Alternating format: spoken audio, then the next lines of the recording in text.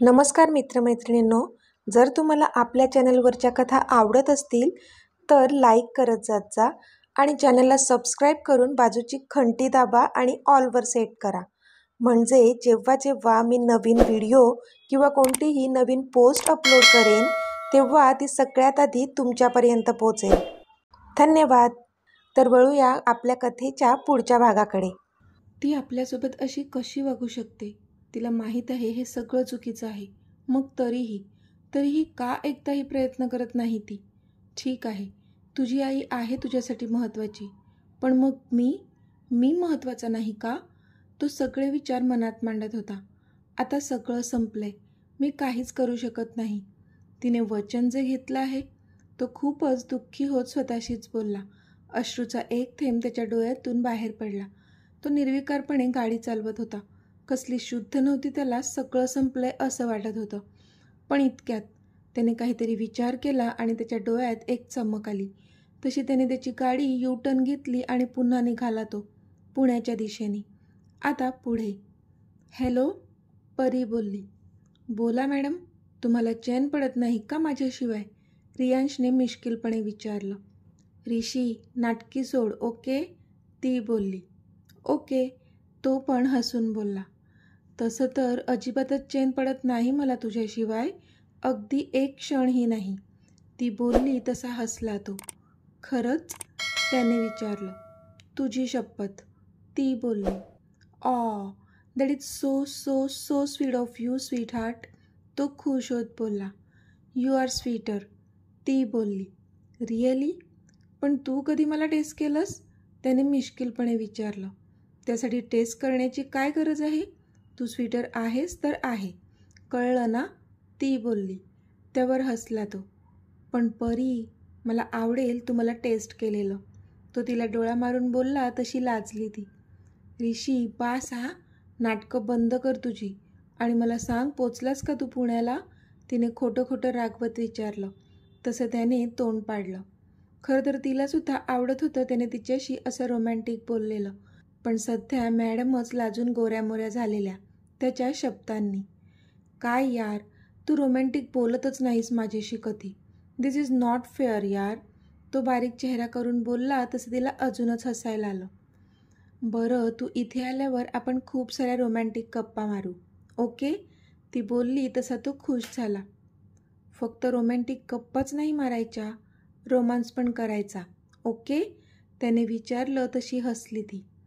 चालेल, जसं तू म्हणशील, ती हसून बोलली. खरंच? त्याने खुश होत विचारलं. त्याला खरं वाटत नव्हतं ती इतक्या लगेच तयार होईल रोमांससाठी. हो खरं. आता तरी सांगशील का, तू पोचलास की नाही पुण्याला? तिने विचारलं. हो पोचलो आणि आता हॉटेलमध्येच आहे, तो बोलला. ओके. ऋषी, सगळं होईल ना रे नीट? काही गोंधळ तर नाही ना होणार? तिने काळजीने विचारलं. तुझा ऋषी समोर असताना काही गोंधळ होणारच नाही, सगळं नीट होणार आहे, डोंट वरी, तो बोलला. तशी तिच्या चेहऱ्यावर पण स्माईल आली. ऑल द बेस्ट डिअर, ती बोलली. थँक्यू स्वीट हार्ट, तो पण बोलला. आणि मग बाय बोलून त्याने फोन कट केला. त्याला आता पुढच्या कामासाठी रेडी व्हायचं होतं, म्हणून तो फ्रेश व्हायला बाथरूममध्ये गेला. इथे आदित्यने त्याची गाडी पुन्हा यू-टर्नमध्ये वळवली होती आणि पुण्याच्या दिशेने निघाला होता तो. त्याने त्याची गाडी इच्छित स्थळी आणून थांबवली होती. गाडीतून उतरून तो आता समोर पाहत होता. वायस इंडस्ट्रीज नावाचं बोर्ड झळकत होतं समोर. तो आत शिरला आणि सरळ वरच्या फ्लोअरवर गेला. मला मिसेस सुमन सबनीस ह्यांना भेटायचं आहे, तो बोलला. तुम्ही अपॉइंटमेंट घेतली आहे का? त्या रिसेप्शनिस्टने विचारलं. नाही, तो बोलला. Then I am really sorry, without appointment त्या कोणालाच नाही भेटत. सॉरी, ती रिसेप्शनिस्ट सॉरी फिगरमध्ये बोलली. मला खूप अर्जंट आहे त्यांना भेटणं, प्लीज त्यांना सांगा आदित्य इनामदारला भेटायचं आहे, तो खूपच आर्जव करत बोलला. एक मिनिट, नाव काय सांगितलं तुम्ही तुमचं? तिने विचारलं. आदित्य इनामदार, तो बोलला. Oh, you mean CEO of Inamdar group? त्या रिसेप्शनिस्टने आश्चर्याने विचारलं. येस, तो बोलला. Oh, I am really sorry sir, मी ओळखू नाही शकले तुम्हाला, तुम्ही प्लीज बसून घ्या, मी आत्ता मॅमना सांगून येते, ती रिसेप्शनिस्ट खूपच घाईघाईत बोलली. No, it's fine. तुम्ही प्लीज फक्त माझी भेट करून द्या. तो बोलला. येस सर, मी आलेच. ती बोलली आणि सुमनताईंच्या केबिनमध्ये गेली.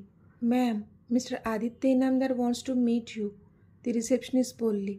पण आदित्यचं नाव ऐकूनच सुमनताई मात्र हक्काबक्का झाल्या होत्या. आदित्य? तो इथे आला आहे? सुमनताईंनी आश्चर्याने विचारलं. कारण त्या दिवशी युविकाने त्याला नकार दिला होता हे तिला माहीत पडलं होतं.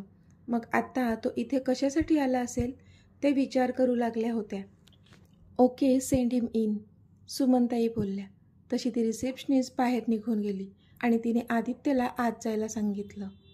मॅ कम इन प्लीज, त्याने बाहेरूनच सुमनताईंची परमिशन घेतली. येस, कम इन, सुमनताई बोलल्या तसा तो आत आला. दोघेही एकमेकांना बघत होते. दोघांच्याही डोळ्यात एकमेकांसाठी राग होता आणि ज्याचं कारण फक्त एकच व्यक्ती होती, युविका, जिच्यावर ते दोघेही जीवापाड प्रेम करत होते. आई, थोडं बोलायचं होतं तुझ्याशी, अक्षय बोलला. अरे हो, बोल ना. एवढी परमिशन वगैरे काय मागतोयस? आई आहे मी तुझी, आकांक्षा बोलल्या. आई, आता माझं तर लग्न होतच आहे युविकाशी, तर आधीच्या लग्नाचं पण आपण बघावं असं मला वाटतंय. तो बोलला तशा आकांक्षा त्याच्याकडे पाहतच राहिल्या. अरे, पण त्याने अजून मुलगी पसंत कुठे केली आहे? आकांक्षांनी विचारलं. आई, अगं तो सांगणार नाही, पण मला माहीत आहे त्याला कोण आवडते ती, अक्षय बोलला. कोण? कोण आवडते त्याला? आकांक्षांनी उत्सुकतेने विचारलं. मयुरी, तो बोलला. व्हॉट? आपली मयुरी? आकांक्षांनी आश्चर्याने विचारलं. हो अगं, अक्षय हसून बोलला. तू खरं सांगतोयस का? पण आधी कधी बोलला नाही ह्या विषयावर, आकांक्षा बोलल्या. तो कोणालाच काहीच सांगत नाही ह्याबद्दल, माहीत आहे ना आपल्याला, अक्षय बोलला. हो अरे, पण मयुरी, तिला आवडतो का आधी? आकांक्षांनी विचारलं. हो, तिला पण आवडतो. इनफॅक्ट तिला पण त्यांचं लग्न व्हावं असंच वाटतंय, अक्षय बोलला. खरं? अरे वा, आकांक्षा खुश होत बोलल्या. आई, तू आजीशी बोल ना ह्या विषयावर, म्हणजे कसं मला बरोबर नाही वाटत. आम्ही एकाच वयाचे आहोत, तर आता माझ्या आयुष्यात युविकाच्या नावाने सुख येत आहे, तर मला असं वाटतंय की आधीच्या आयुष्यात पण मयुरीच्या नावाने सुख यावं, अक्षय नाटकीपणे बोलला. तुला ना सगळ्यांचीच काळजी, मी बोलेल आईंशी, पण त्याआधी आधीशी पण बोलावं लागेल ना, आकांक्षा बोलल्या तसा अक्षय चपापला. नाही, आधीशी कशाला ना, तो घाबरून बोलला. अरे का? आकांक्षा बोलल्या. नाही, म्हणजे आपण त्याला सरप्राईज देऊया ना, खुश होईल तो, अक्षय बोलला. त्यावर आकांक्षा पण हसल्या. हो, असंच करूया आपण आजच आईंना सांगूया, चल, आकांक्षा बोलल्या. मी कशाला? तूच सांग ना, आणि माझं नाव अजिबात घेऊ नको तिथे, नाहीतर तो आधी माझी चटणी बनवेल. प्लीज माझं नाव नको घेऊस, ओके, तो त्यांना विनवणी करत बोलला. बरं बाबा, नाही सांगत तुझं नाव. मग तर झालं, त्या हसून बोलल्या तसा तो पण हसला. चला, एक काम तर झालं आहे, आता आजींनी काही घोळ घालू नये म्हणजे मिळवलं, अक्षय स्वतःशीच बोलला आणि त्याच्या खोलीत निघून गेला. इथे गणपती मंदिराच्या आवारात रियांश पोहोचला होता.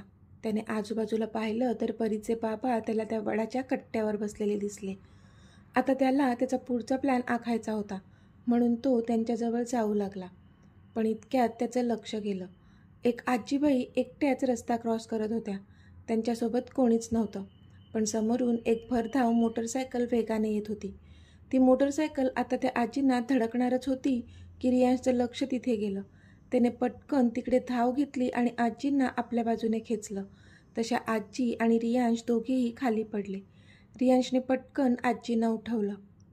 आजी, तुम्ही ठीक तर आहात ना? त्याने काळजीने विचारलं. मी ठीक आहे बाळा, पण तुला लागलं आहे, हे बघ, आजी त्याच्या हाताला खरचटलं होतं ते दाखवत बोलल्या. तशी रियांशची नजर त्याच्या हातावर गेली.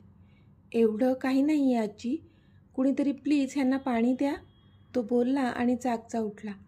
तो आता त्या बाईकवाल्याला शोधत होता, जो पुढे जाऊन धडकला होता. खरं तर त्या बाईकवाल्याचा कंट्रोल सुटला होता, पण रियांशमुळे एक ॲक्सिडेंट होता राहिला होता. काय रे, तुला बघून चालवता येत नाही का बाईक? आता जर ह्या आजींना काही झालं असतं तर कितीला पडलं असतं ते? लायसन्स आहे का तुझ्याजवळ? रियांश चिडून बोलला. सॉरी दादा, मला कळलंच नाही माझा कसा कंट्रोल सुटला ते. माझ्या बाबांना प्लीज काही सांगू नका, तो मुलगा रडून बोलला. त्याला पण ठिकठिकाणी खरचटलं होतं. जेमतेम 20-21 वर्षांचा मुलगा होता तो. आणि आता त्याला भीती वाटू लागली होती की जर त्याच्या आईवडिलांना त्याची कोणी कंप्लेंट केली तर? हे बघ, मान्य आहे तुझं वय आहे मजा करायचं, पण आपल्यामुळे दुसऱ्या कोणाला काही त्रास होणार नाही हे पण आपण बघितलं पाहिजे. आज या आजींना तुझ्यामुळे लागता राहिलं. दुसरं म्हणजे तू पण थोडक्यात बचावला. तुला काय झालं असतं तर तुझ्या आईवडिलांनी काय केलं असतं? हे असे स्टंट करण्याआधी त्यांचा तरी विचार करत जा, रियांश बोलला. सॉरी दादा, मी नक्की लक्षात ठेवीन. आजी, आय एम सॉरी, तो मुलगा तोंड बारीक करत बोलला. बरं, तुझ्याकडे पैसे आहेत का हॉस्पिटलसाठी? रियांशने विचारलं. तशी त्या मुलाने नाहीमध्ये मान हलवली. तसे रियांशने त्याच्या वॉलेटमधून काही पैसे काढले. ओके, हे घे पैसे आणि जवळच्या हॉस्पिटलमध्ये जाऊन ड्रेसिंग करून घे. रियांश त्याच्या हातात पैसे देत बोलला. थँक्यू दादा, तो मुलगा बोलला आणि तिथून निघून गेला. तुम्ही ठीक आहात ना? रियांश आता आजीकडे आला होता. हो, मी बरी आहे. तू होतास म्हणून वाचले मी, आजी बोलल्या. असं काही नाही. बरं, तुम्हाला कुठे जायचं आहे? सोडू का मी? रियांशने विचारलं. नाही, मी इथेच जवळच राहते. मी माझी जाईन, आजी बोलल्या आणि तिथून निघून गेल्या. रियांशने पण त्याचा हात झटकला. त्याला पण थोडं लागलं होतं. त्याने आजूबाजूला पाहिलं तर आता सगळी गर्दी पांगली होती. मग त्याचं लक्ष त्या कट्ट्यावर गेलं जिथे परीचे बाबा त्यांच्या मित्रांसोबत बसले होते. पण आता तिथे कोणीच नव्हतं. तशी त्याची निराशा झाली, कारण आज तो त्याचा पहिला प्लॅन आखणार होता त्यांच्या जवळ जाण्यासाठी. पण मध्येच हा इन्सिडंट झाला आणि त्याच्या सगळ्या प्लॅनवर पाणी फेरलं गेलं. म्हणजे आजचा दिवस गेला फुकट, तो बोलला आणि डोक्यावर हात मारून फिरला.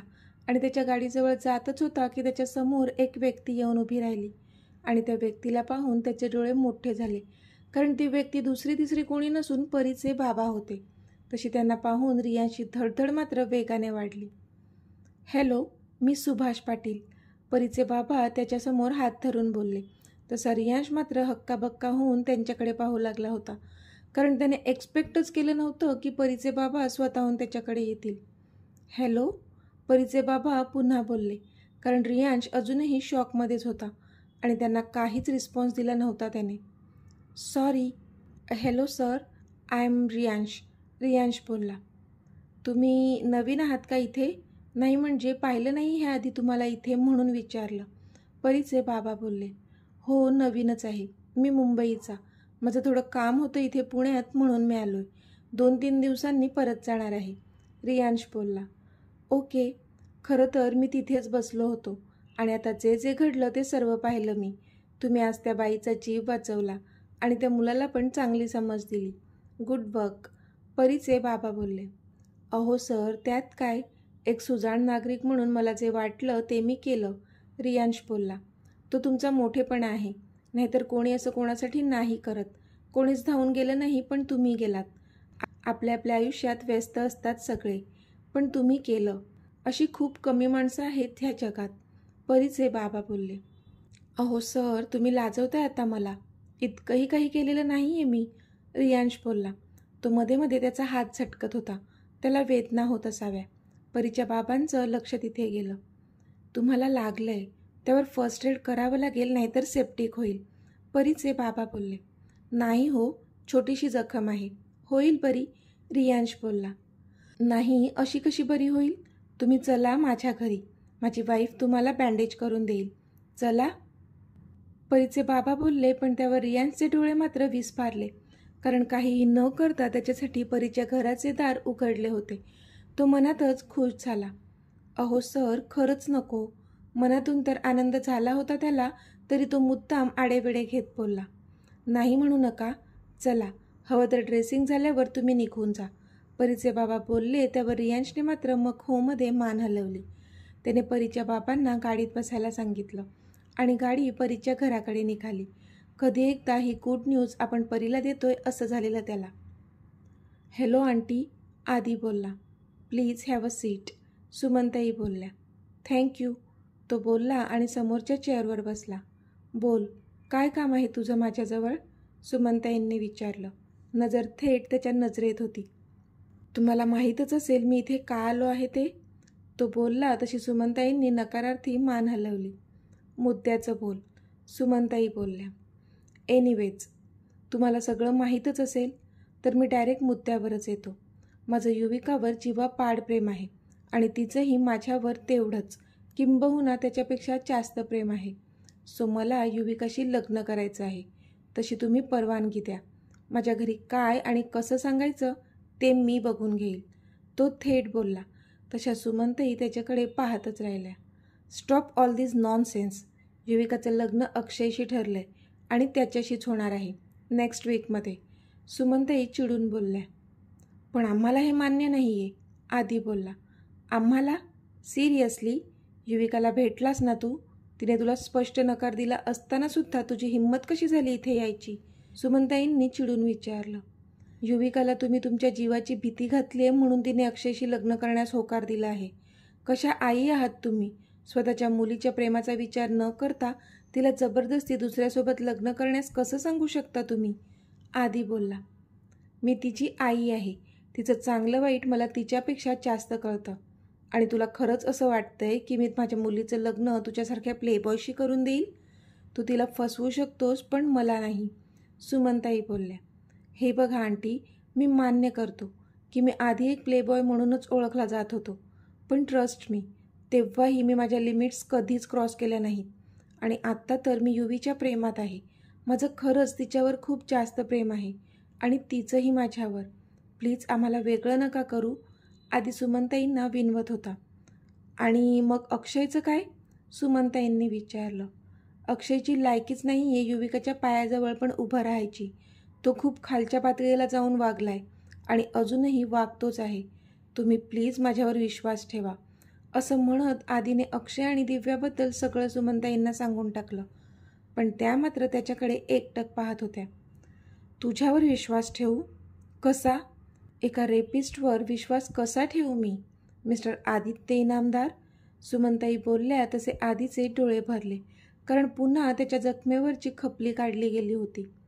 मी कोणाचाच रेप केलेला नाही आहे, मी निर्दोष आहे, तो बोलला. त्यावर सुमनताई हसल्या. आंटी, मी खरं सांगतोय. मी स्वतः निर्दोष असल्याचे आणि अक्षय दोषी असल्याचे प्रूव्ह करू शकतो, आदी बोलला. तू स्वतःला निर्दोष प्रूव्ह केलं तरी मी युवीचं लग्न तुझ्याशी नाही करून देणार, सुमनताई बोलल्या. त्यावर आधीने एक सुस्कारा सोडला. ठीक आहे, पण जर अक्षय दोषी असेल तर? त्याच्यावरचे आरोप खरे असतील तर? तर तुम्ही काय कराल, त्याने चिडून विचारलं. माझा तुझ्यावर अजिबात विश्वास नाही आहे. अक्षय एक खूपच संस्कारी मुलगा आहे. आकांक्षा वंसनच्या संस्कारात वाढला आहे तो. मला त्याच्यावर पूर्ण विश्वास आहे आणि युवीसाठी सुद्धा तोच योग्य आहे.